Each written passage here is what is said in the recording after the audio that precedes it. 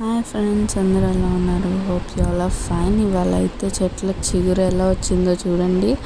So ఇవి రావడానికి చెట్లు పూలు బాగా పూయడానికి ఏం చేయాలో ఇంకో ఫర్టిలైజర్తో ముందుకు వచ్చేసాను అనమాట. సో ఇదైతే బనానాస్ తీసుకోవాలన్నమాట. బనానాస్ తీసుకొని బనానా పీల్స్ తీసుకొని కట్ చేసి ఒక బౌల్లో పెట్టుకోండి.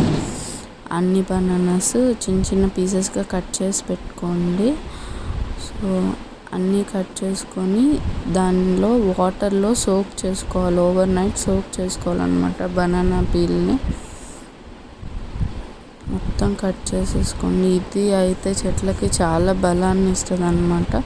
సో ఫర్టిలైజర్ మారుస్తూ ఉంటే మనకి చాలా బలం వస్తుంది అన్నమాట. ఇది ఇంకో fertilizer which helps plants to grow well.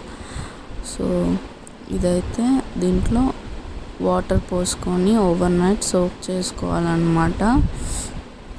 వాటర్లో ఓవర్ నైట్ ఉంచాక మార్నింగ్ ఆ బనానా పీల్స్ వరకు తీసేసుకొని మనం కంపోస్ట్ చేసుకునే బాక్స్లో వేసుకోవాలన్నమాట. కంపోస్ట్ చేసుకునే బాక్స్లో సో ఈ వాటర్ని అయితే 3:1 రేషియోలో 1:3 రేషియోలో కలుపుకోవాలి. 3 times వాటర్ మిక్స్ చేసుకొని ఇవైతే చెట్లకు పోసుకోవాలన్నమాట.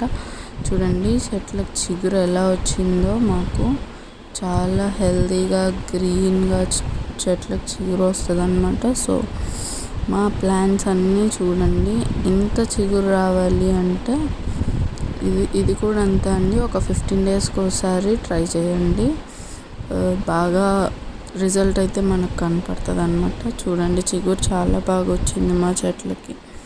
మా పూల మొక్కలన్నీ పూలు వచ్చేసాయన్నమాట. చూడండి చాలా బాగా వస్తుంది అన్నమాట. ఇది ఒక హెల్దీ ఫర్టిలైజర్, న్యాచురల్ ఫర్టిలైజర్స్ అండి. ఇవి మనం ఏమీ కొనకుండా ఇంట్లోనే చేసుకునే ఫర్టిలైజర్స్. ఎలాగో మనం ఫ్రూట్స్ తెచ్చుకుంటాం కాబట్టి డైలీ యూస్కి పిల్లలు తినడానికైనా తెచ్చుకుంటాం కదా. సో ఆ పీల్ని వేస్ట్ చేయకుండా, డస్ట్బిన్లో పడేయకుండా ఇలాగా యూజ్ చేసుకొని మన చెట్లకు చేసుకోవచ్చు. సో మీ అందరికీ ఈ వీడియో నచ్చిద్ది అనుకుంటున్నాను.